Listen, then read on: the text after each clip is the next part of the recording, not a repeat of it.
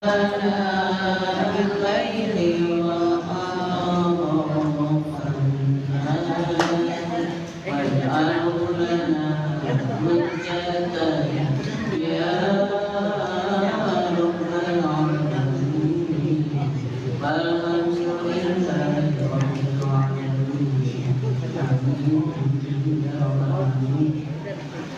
jamaah yang dirahmati Allah SWT, hadirin sama-sama kita ingatkan kajian agama yang akan disampaikan oleh kita Al-Mukarram Ustazah Namudiana.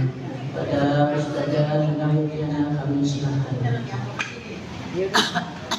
Bismillahirrahmanirrahim. Assalamualaikum warahmatullahi wabarakatuh. Bismillahirrahmanirrahim. Alhamdulillahilladzi an'ama 'alaina bi ni'matil iman wal islam wasihah wal afiyah wassalamah. Wassalatu wassalamu ala sayyidina wa nabiyyina wa habibina wa syafi'ina wa maulana Muhammadin wa ala alihi wa sahbihi ajma'in, amma ba'du. Subhanaka la ilma lana illa ma 'allamtana innaka antal alimul hakim. Rabbi israh li sadri wa yassir li amri wahlul 'uqdatam min lisani yafqahu qawli. Allahumma iftah 'alaina futuhal 'arifin wa faqihna fid din wa 'allimna at-tawhid warzuqna kamalal mutaba'ati lahu zahiran wa batinan ya arhamar rahimin. Amin amin ya rabbal alamin. Allahumma ya Fattah ya Fattah ya Fattah iftah qulubana binuri ma'rifatik. Allahumma ya alim ya alim ya alim alimna ma la na'lam.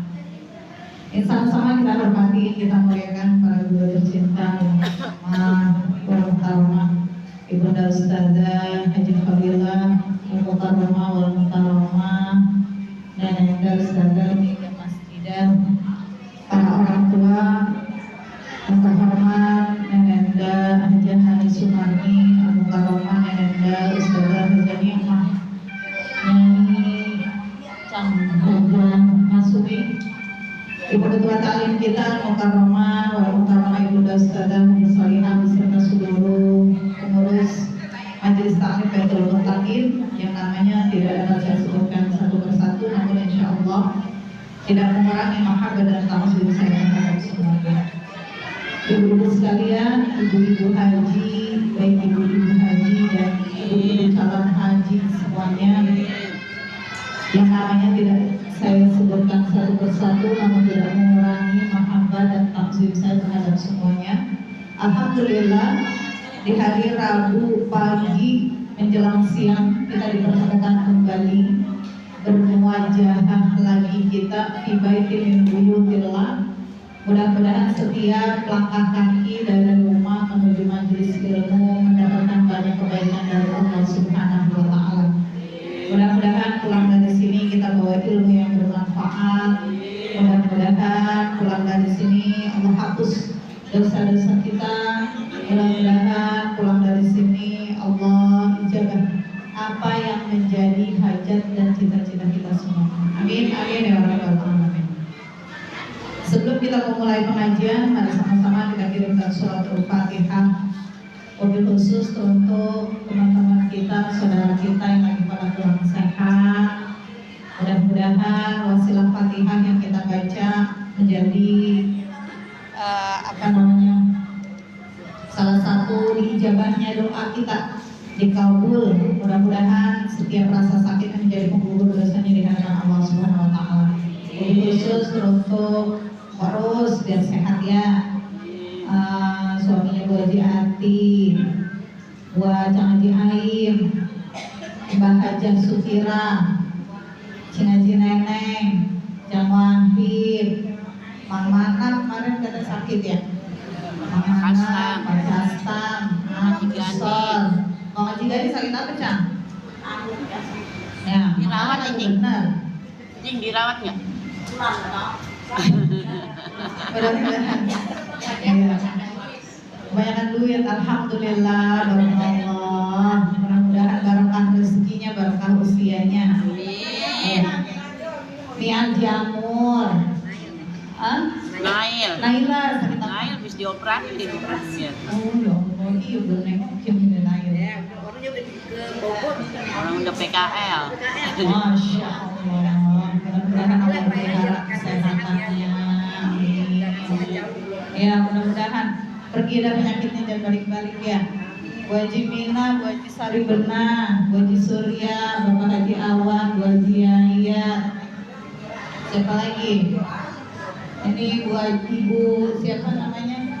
Mamanya Ibu Idar, semangat biar sehat terus. Jajang Sumi. Ya, Cang Sumi, Cimida, ya Cimida Cang Sumi. Mudah-mudahan semuanya yang diberikan sakit oleh Allah diberikan kesehatan, keafiatan, dan insya Allah setiap penyakitnya menjadi penggugur dosa yang di hadapan Allah. Dompet pada sakit, dompet. Mudah-mudahan dompetnya pada sehat ya. Mudah-mudahan dompetnya seger. Itu lagi ngawinin dia.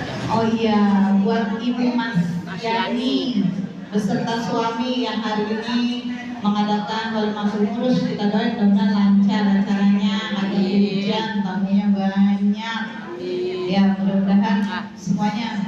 Anaknya Cing ini paling sunat ya. Iya. Alfi biar cepat sehat, mudah-mudahan jadi anak yang soleh. Amin. Doa yang baik untuk semuanya. Bintil kalian ila hadratin Nabi. Al-Fatihah. A'udzu billahi minasyaitonir rajim. Bismillahirrahmanirrahim. Alhamdulillahi rabbil alamin. Ar-Rahmanir Rahim. Maliki yaumiddin. Iyyaka na'budu wa iyyaka nasta'in. Ihdinas siratal mustaqim. Siratal ladzina an'amta 'alaihim ghairil maghdubi 'alaihim waladdallin. Amin. Rabbighfir lana wa liwalidayna. Amin. Amin. Amin ya rabbal alamin. Mudah-mudahan Allah ijabah segala doa-doa kita. Salam serta salam terpulang dan sanjungan keharibaan untuk umat baginda Nabi besar Muhammad sallallahu alaihi wasallam, yang mana kita harapkan selalu syafaatul uzmahnya beliau di yaumil qiyamah nanti. Mudah-mudahan kita semua diangkat sebagai umatnya Nabi Muhammad yang mendapatkan syafaatul uzmah di yaumil qiyamah nanti. Bu, ada dua cara kalau kita pengen diangkat sebagai umatnya Nabi Muhammad. Ada yang ingat apa enggak? Yang loadingnya lama. Ada dua. Kalau kita nanti di yaumil akhir pengen dapat syafaatul uzmahnya Nabi Muhammad. Ya, yang pertama memperbanyak baca sholawat. Ada berapa banyak sholawat yang dibaca hari ini? Mudah-mudahan pokoknya nggak terhitung. Ya, mudah-mudahan wasilah sholawat yang tiap hari kita baca, kita menghadap Allah dalam keadaan bersalawat kepada Nabi Muhammad SAW. Yang kedua, kalau kita pengen dikenal atau kita pengen diterima sebagai umatnya Nabi Muhammad, kita harus menyempurnakan wudhu kita. Wudhu. Ada berapa fardunya wudhu? Syarat sah wudhu yang wajib 4. Pertama, niat dibarengi dengan membasuh dari mana sampai mana. Dari mulai nih tumbuhnya anak rambut, terus sampai ke telinga nih yang ada bulat-bulat kecil di kuping nih kudu kena. Sampai kemana terus? Dagu, tulang dagu. Nah ini tembolok, itu apa namanya tembolok? Daging lebih. Ini kan perempuan luar biasa ya, kelebihannya banyak. Daging lebih yang disebut dengan pembolok itu bagian dari aurat yang kalau sholat harus ketutup. Berapa kali Bu? 3 kali. Kalau ibu merasa 1 kali sudah sempurna semuanya terbasuh, nggak apa-apa. Tapi alangkah baiknya 3 kali supaya semuanya terbasuh dengan sempurna, dibarengi dengan niat. Jadi nggak ada cerita ibu wudhu begitu membasuh tangan sampai siku baru ingat ya, iya belum niat. Boleh apa enggak? Enggak. Jadi harus diulang dari awal. Ketika basuhan ke muka pertama dibarengi dengan niat. Makanya harus fokus. Terus yang kedua apa? Membasuh tangan sampai siku. Kalau bajunya nggak bisa buat wudhu gimana? Ya dibuka. Ya, nih kalau lebaran besok-besok kalau beli baju yang wudhu friendly, yang bisa dipakai buat wudhu, yang kalau digulung panjang gitu. Kenapa? Karena Nabi itu nanti mengenal umatnya dari bekas air wudhu yang setiap hari kita lakukan di dunia ini, itu nanti di hadapan Allah bercahaya. Bekas wudhu kita. Bu, orang kalau wudhunya benar, wudhunya sempurna, sholatnya juga benar. Kalau sholatnya benar, urusan dunianya juga benar. Kalau urusan dunianya udah benar, meninggalnya menghadap Allah dalam keadaan yang benar. Kita kan pengen di akhir kita husnul khotimah, diawali dengan menyempurnakan wudhu kita. Yang ketiga membasuh apa? Membasuh rambut. Kalau menurut mazhabnya Imam Syafi'i 10 helai rambut bisa. Jadi depannya doang boleh? Boleh. Lebih nggak dari 10 helai? Lebih ya, kayaknya ibu pernah nggak ngitungin wudhu?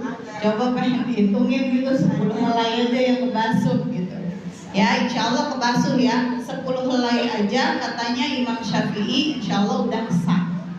Yang terakhir membasuh kaki sampai mata kaki. Terus kemana itu kumur-kumur? Perkara sunnah, boleh nggak ditinggalin? Jangan sayang. Sunnah hukumnya apa? Dikerjain, nggak dikerjain. Nah, di dalam mentang-mentang saya bilang yang wajib 4, yang wajibnya dikerjain. Boleh sih, nggak apa-apa gitu. Sayang ya. Nah, yang wajibnya kita sempurnain, yang sunnahnya itu kita hidupkan. Mudah-mudahan dia saling tambel tuh. Ya, kalau yang wajibnya kurang sempurna disempurnain nanti sama yang sunnah. Jadi 2 hal ini yang bisa menjadi syarat buat kita diaku sebagai umatnya Nabi Muhammad. Umatnya Nabi Muhammad itu siapa? Manusia yang hidup di akhir zaman. Tapi orang yang hidup di akhir zaman tidak semua diaku sebagai umatnya Nabi. Yang cuma diaku sebagai umatnya Nabi itu ya minimal 3 kali dah. Kalau kita udah wudhu, keluar angin, wudhu, lagi masuk angin dan saya katanya baru-baru doang. Ntar kalau udah biasa enggak. Ya, mudah-mudahan bisa menjadi amalan yang baik buat kita. Amin ya rabbal alamin. Bu, pada pagi hari ini kita akan membahas kiat-kiat bagaimana caranya supaya kita ini menjadi perempuan yang pantas masuk ke surganya Allah Subhanahu wa ta'ala. Kita ini hidup di dunia cuma numpang doang. Cuma apa Bu? Numpang. Biar kata sawahnya ibu berhektar-hektar, dibawa mati kagak? Biar kata pakaian ibu yang bagus-bagus ada 5 lemari, dibawa mati apa kagak? Kagak. Ya Bu ya. Kalau kita pengen jadi perempuan yang dirindukan di surganya Allah, ada cara-caranya. Kira-kira kalau saya bahas mau diamalin apa enggak? Insya Allah. Pengen ya. Cita-cita kita pengen banget masuk kemana Bu? Kalau pengen ini memaksa, biarin ya Allah, nggak ditemenin juga nggak ngapa-ngapa. Biar kata di pojokan sendirian, biarin yang penting judulnya masuk surga. Ada yang pernah punya cita-cita masuk neraka? Ya ada. Ya. Nah, jadi akhirnya hidup kita nanti pelabuhan terakhir hidup kita itu cuma ada dua pilihan. Kita berharapnya mudah-mudahan masuk ke surganya Allah tanpa dihisab. Mudah-mudahan masuk ke surganya Allah kagak mampir ke bengkel neraka dulu. Bu, Allah itu menciptakan surga itu lebih luas dari langit dan bumi. Jadi nggak ada ceritanya orang mau masuk surga waiting list. Udah waiting list. Antri kalau ibu kayak ibu mau berobat ke dokter. Nggak ada ceritanya gitu. Jadi orang yang masuk ke surganya Allah itu adalah manusia-manusia pilihan.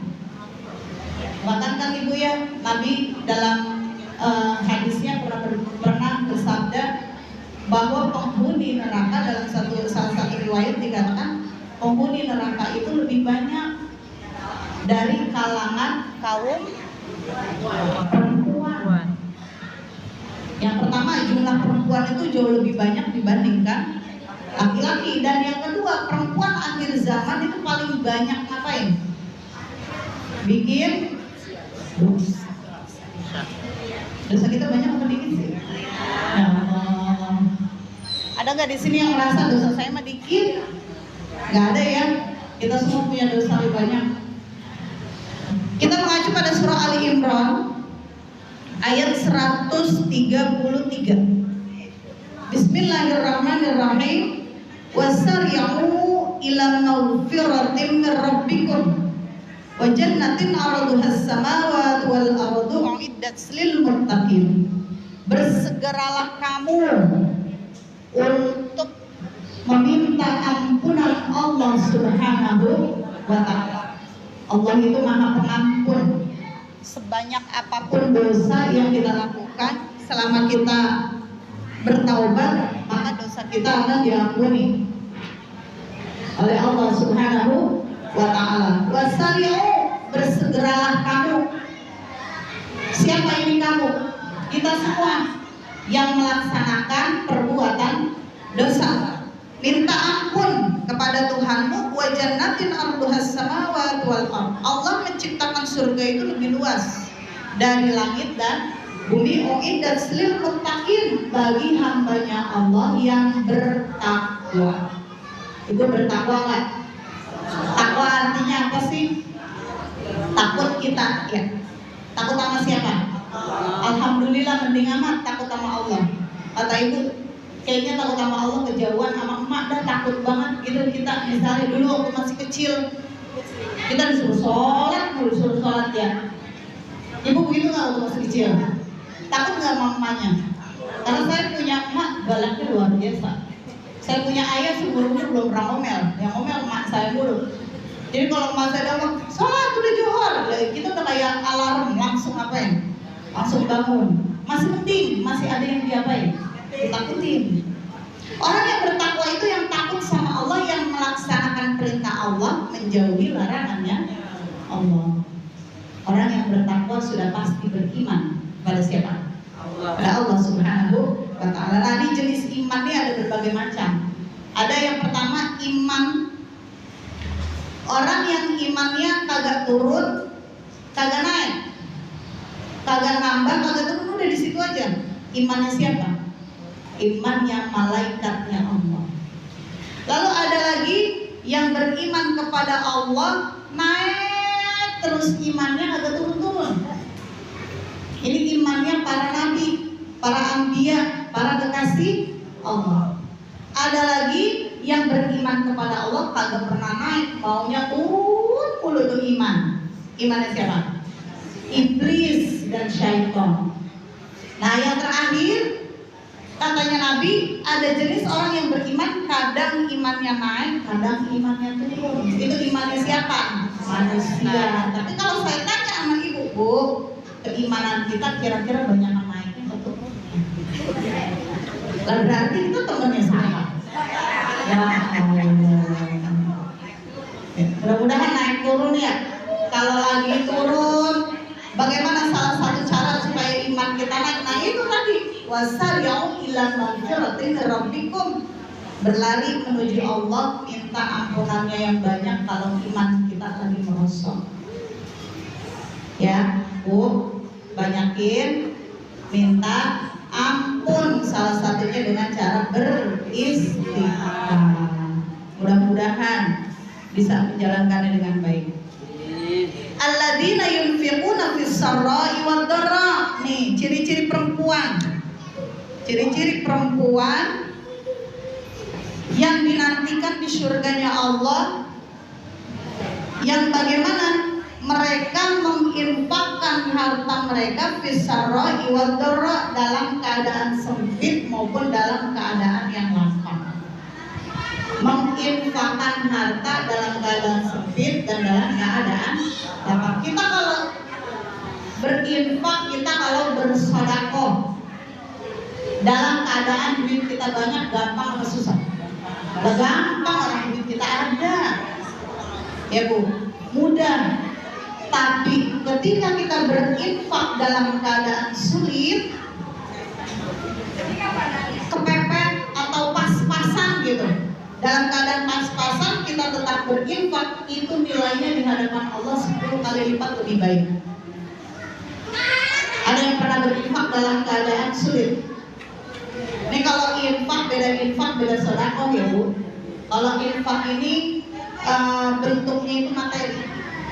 Kalau sedekah kita berkata yang baik, bagian dari sedekah. Kita senyum terhadap saudara kita, itu bagian dari sedekah. Tapi kalau infak itu urusannya materi, bentuknya materi, entah itu uang, entah itu makanan yang kita kirimkan, entah itu misalnya nih masjid lagi butuh bantuan, ibu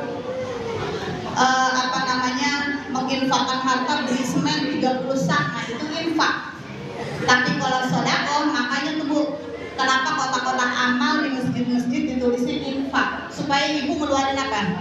Ngeluarin uang kita, ngeluarin materi yang kita punya. Coba kalau itu kotak amal yang suka muter, dinamainnya sedekah, berarti ibu-ibu kagak ada yang ngeluarin duit, ngapain?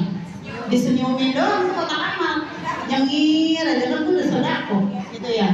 Ya kenapa namanya infak gitu. Nih ada cerita pada zaman Nabi. Nabi pada waktu itu dalam keadaan kondisi yang memang sedang nggak ada makanan. Ada kedatangan seorang musafir, datang, diarahinlah ke rumah Sayyidah Aisyah. Nabi Muhammad istrinya ada berapa Bu? Ada 9. Kebetulan ketika Nabi menikahi Aisyah, Sayyidah Khadijah sudah wafat. Jadi tinggal berapa? 8. Diarahinlah sama sahabat, coba datangin rumahnya Nabi Muhammad gitu. Nih rumahnya Sayyidah Aisyah. Diketoklah rumahnya, dimintainlah infaknya berupa makanan. Kami kelaparan udah 3 hari nggak ketemu sama makanan gitu ya, kata si musafir ini. Musafir apa Bu? Musafir apa? Orang yang berjalan di jalan Allah. Nah begitu mereka mendatangi rumahnya Sayyidah Aisyah, apa kata Sayyidah Aisyah? Maaf, Fulanah binti Fulanah, kebetulan di rumah kami yang tersisa hanyalah air putih. Yang tersisa air putih. Coba kunjungi rumah istri Nabi yang lain. Qadarullahnya 8 istri Nabi di rumahnya gak ada makanan, cuma ada air. Ibu pernah nggak di rumah gak ada air putih, gak ada makanan? Kadang-kadang. Tapi cabai bawang punya, nah beras punya, nah, bikin nasi goreng enak. Tapi keluarganya Rasulullah pernah berhari-hari gak punya bahan makanan. Yang mereka punya hanya air putih. Sesuai doanya Nabi Bu. Ada satu doanya Nabi yang nggak pernah saya minta sama Allah. Mungkin juga sama orang-orang yang lain. Nabi minta apa? Ya Allah, miskinkanlah hidupku, katanya Nabi. Nabi minta jadi orang miskin. Meninggalkanlah aku dalam keadaan yang miskin, dan kumpulkanlah aku bersama dengan orang-orang yang miskin. Pernah doa begitu Ibu? Gak jauh-jauh kata Ibu. Jangan sampai. Iya. Jangan sampai kita begitu kan gitu ya. Nah makanya beberapa istri Nabi ini berhari-hari pernah di rumahnya itu yang ada cuma air putih.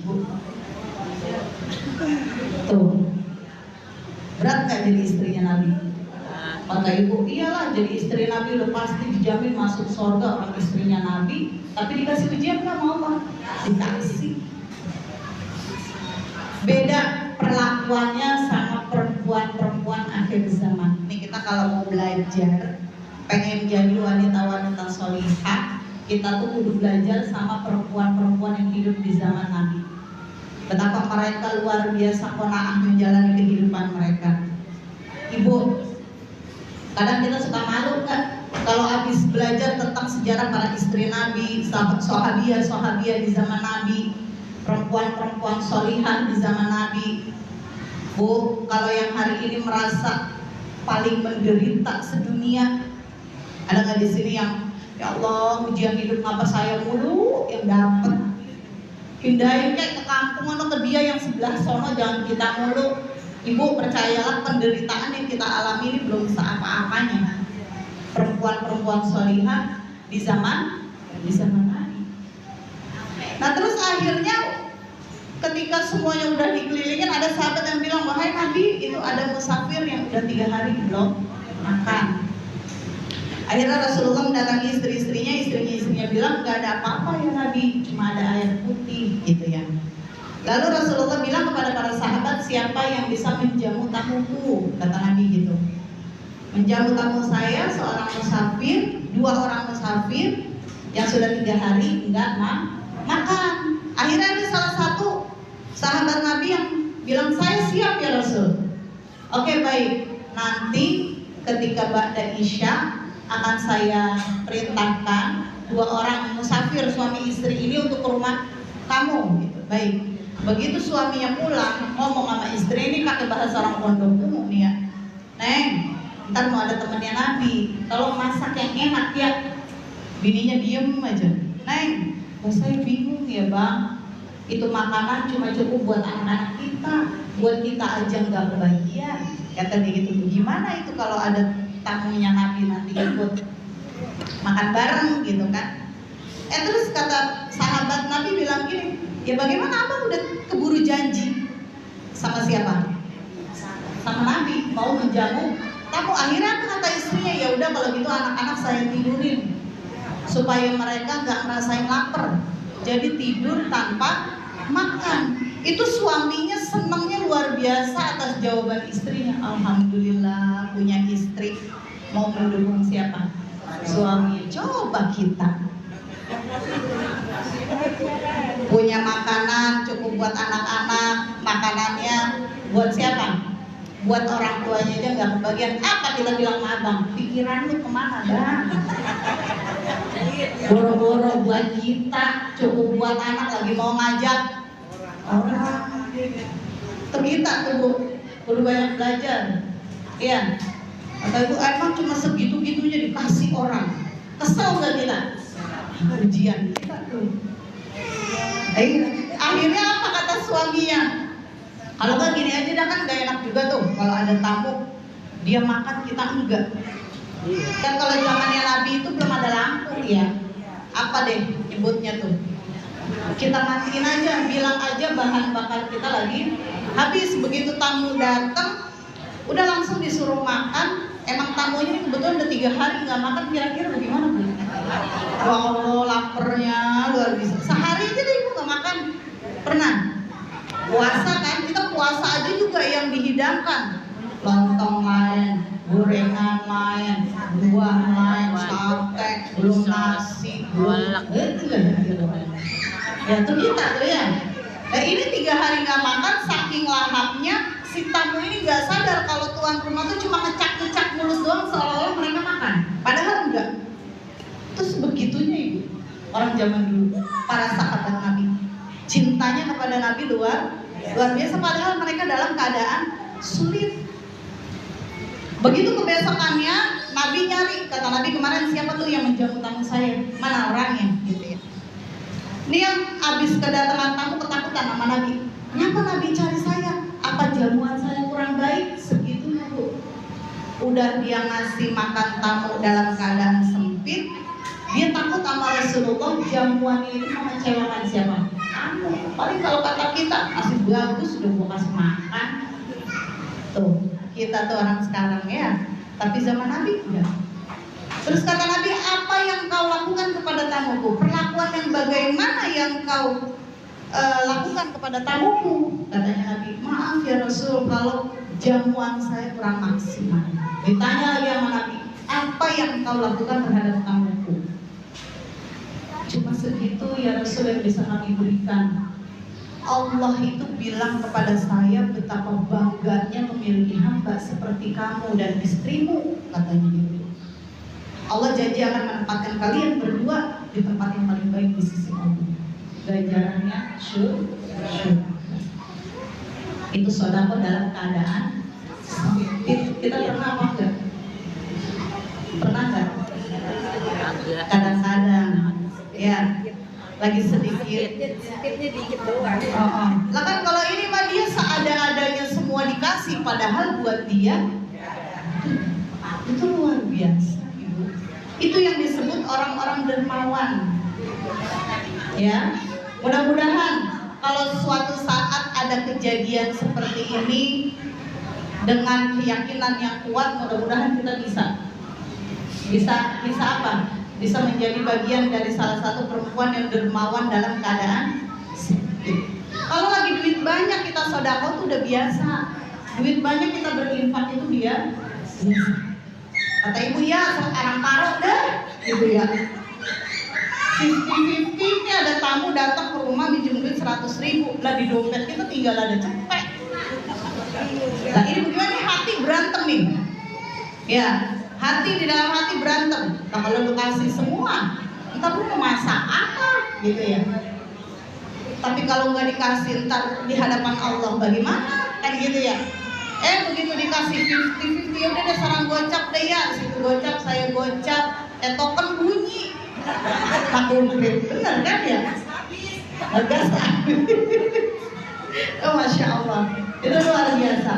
Itu hal-hal kayak gitu mungkin kita pernah mengalami, gitu, pernah kita alami. Tapi mudah-mudahan bisa mengasah sensitivitas kita terhadap di lingkungan kita sekitar ya Bu ya. Ketika mereka butuh bantuan, mudah-mudahan sebisa mungkin dengan kondisi kita baik lapang maupun sempit, mudah-mudahan bisa meringankan kesedihan orang lain. Mancing itu Bu ya. Mancing apa? Mancing rezeki. Ya tapi niatnya lillahi ta'ala, jangan nih kalau gua kasih sebentar Allah kasih yang lebih banyak. Gitu. Udah niatnya lillahi ta'ala, ketika kita sudah memberi ya udah. Nih kayak gini Bu, ada salah seorang jamaah saya yang bilang gini, Ustazah, ini saya ngurusin anak, saya berikan dia pendidikan yang baik, dengan fasilitas yang terbaik. Tapi kan kira-kira kalau dia udah besar gitu, udah jadi orang, terus dia nggak mau ngurusin saya tuh gimana, katanya gitu. Ya, itu kayak gimana Bu? Tandanya itu masih belum ikhlas. Lillahi ta'ala. Ketika kita biayain anak, ngurusin anak, ngebiayain orang lain gitu sekalipun ya, ngurusin anak kita, nyekolahin anak kita dengan pendidikan terbaik, dengan fasilitas yang terbaik gitu. Jangan pernah berharap di hari tua nanti kita menggantungkan harapan kita sama dia. Yang ada bakalan kecewa. Jadi kita lakukan semaksimal mungkin. Saya jadi orang tua, saya akan memberikan yang terbaik sebisa saya. Karena itu sudah tanggung jawab kita. Adapun nanti kemudian di hari tua, hidup kita sudah dijamin sama siapa? Allah. Kalau mereka feedbacknya baik ke kita, mereka juga berbuat baik kepada kita, itu sudah menjadi bagian takdirnya Allah. Pun kalau mereka tidak berbuat baik kepada kita, itu juga sudah menjadi takdirnya Allah. Berarti niatnya dulu yang diapain? Dilempeng ini jangan, ya Allah gua sekolahin, gua urusin, gua kawinin, gitu ya. Kuliahin, giliran udah. Nah ini nggak boleh ada bahasa-bahasa kayak begitu. Ya, lillahi ta'ala, niatnya lillahi ta'ala. Karena sedekah yang paling atau berinfak yang paling baik adalah di antara keluarga kita. Nih di sini ada nggak yang jadi tulang punggung keluarga? Ibu-ibu yang menjadi tulang punggung keluarga di sini ada. Kalaupun ada, jangan berkecil hati ya Bu ya. Mudah-mudahan Allah berikan kebaikan dalam hidup ibu sepanjang perjalanan hidup. Jadi jangan pernah ngeluh. Jadi kita hidup itu jangan kebanyakan apanya, ngeluhnya. Toh hidup kita belum semenderita para istrinya Nabi, para sahabat yang hidup di zaman Nabi. Ya kan kita juga nggak susah-susah amat, Bu. Nggak pernah juga ngerasain kita satu hari nggak punya bahan makanan, tepung mah punya yang bisa kita olah jadi bakwan kek, jadi perahu kertas kek, masih bisa. Ya, jadi artinya nggak ada cerita di rumah itu benar-benar nggak punya stok makanan, gitu ya. Iya, alhamdulillah dah. Wal kaziminal ghaiza wal 'afina 'anil nas. Perempuan yang bagaimana lagi? Yang ketika berbicara lisannya penuh makna. Jadi kalau ngomong itu nggak pernah nyakitin hati orang. Kalau ngomong itu berusaha bicara yang baik. Udah bisa atau belum? Belum. Belajar wajib, sama-sama kita belajar. Kita belajar sama-sama ya. Tapi mudah-mudahan nih keluarin. Ya alhamdulillah kalau suaminya banyak pengertiannya ya. Tapi mudah-mudahan udah nggak ada lagi nih nenek, ibu-ibu di sini yang kalau ngomel bahasanya anak ayam, anak bebek keluar semua. Udah nggak ada ya. Alhamdulillah, mudah-mudahan udah nggak ada tuh bahasa-bahasa yang nggak baik. Ya, karena perempuan yang dirindukan di surganya Allah itu tutur katanya bahasanya lemah lembut, manggilnya dengan bahasa-bahasa yang santun. Manggil suami apa manggil suami? Abang. Ya, alhamdulillah ya. Jangan babalu. Nah, apa lagi bahasanya? Panggil no babalu no. Ya, jangan ya. Ya, panggilan. Karena kalau saya pribadi, ibu saya paling nggak suka kalau saya ini dibentak. Saya punya bapak seumur-umur belum pernah ngomel, bahasanya nggak pernah nyakitin, bahasanya nggak pernah kasar gitu. Jadi saya sebisa mungkin karena saya pengen diperlakukan baik sama suami saya juga manggil dia dengan bahasa-bahasa yang baik. Supaya apa? Supaya dia manggil kita dengan bahasa yang baik. Jadi dimulai dari siapa? Dari kita. Jadi ibu nggak mau dibentak-bentak sama suami, tapi ibu kalau manggil dia bahasanya, nah, adil nggak tuh? Tapi mudah-mudahan di sini ada ibu-ibu yang bahasanya kasar sama suaminya. Ya, mudah-mudahan semuanya lisannya baik. Lalu wal 'afina 'anil nas, dan orang dan wanita perempuan yang gampang memberikan maaf kepada orang yang berbuat salah kepada dia. Memberikan maaf kepada siapapun. Ingat enggak? Doa meredam amarah. Apa kemarin terus? Nah, ada yang ingat doa meredam amarah di dalam diri kita? Rabbil firli dambi wa adhib ghaiza qalbi wa ajirni minasyaitonir rajim. Banyakan yang pada bengong, berarti belum pada diapalin. Ya, harus dihafal. Kenapa? Nanti kalau ibu lagi ngomel-ngomel sama ayam beb, nah kata Ustazah Hana, kalau diomelin suami jangan dibales. Kita lagi kesel, jangan ikut marah. Terus apa? Baca doa itu, ibu cari di tas kagak nemu, yang ada makin ngomel, makin kesal. Rabbil firli dambi wa adhib ghaiza qalbi wa ajirni minasyaitonir rajim. Mau marah sama cucu kek, mau marah sama anak kek, jangan langsung diapain? Langsung diucap. Kalau diucap, yang namanya orang berdebat itu bahasanya udah gak terkontrol. Orang kalau lagi emosi itu 99%-nya dikuasai siapa Bu? Setan. Nah, kalah nggak tuh kita sama dia? Kalau ibu mau menang dari syaitan, baca doa ini, Rabbighfirli dzambi wa adhib ghaizza qalbi wa ajirni minasyaitonir rajim. Kita minta dosa kita dihapus sama Allah. Rabbighfirli dzambi wa adhib ghaizza qalbi. Ya Allah, hilangkan kesel yang bergejolak amarah di dalam hatiku. Wa adhib ghaizza qalbi wa ajirni minasyaitonir rajim. Dan jauhkanlah aku dari gangguan syaitanir rajim. Mudah-mudahan bisa menjadi amalan yang baik buat di kehidupan kita sehari-hari. Ibu, diapalin doanya ya, diapalin. Ntar kalau lagi ngomel, kalau lagi kesel, kalau lagi amarahnya udah di puncak, baca doa itu yang banyak. Kalau bisa sih sebelum kesel banget, ya. Sebelum kesel banget kita baca, jadi nggak sampai terlontar bahasa-bahasa yang nggak baik. Ya, sekian dari saya, mudah-mudahan ada manfaatnya. Hadanallah wa iyyakum ilal siratal mustaqim. Assalamualaikum warahmatullahi wabarakatuh.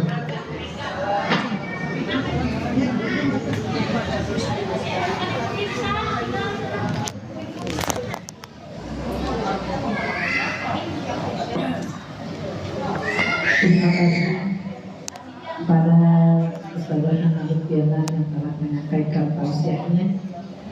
Mudah-mudahan ilmu yang kita dapat pada hari ini bisa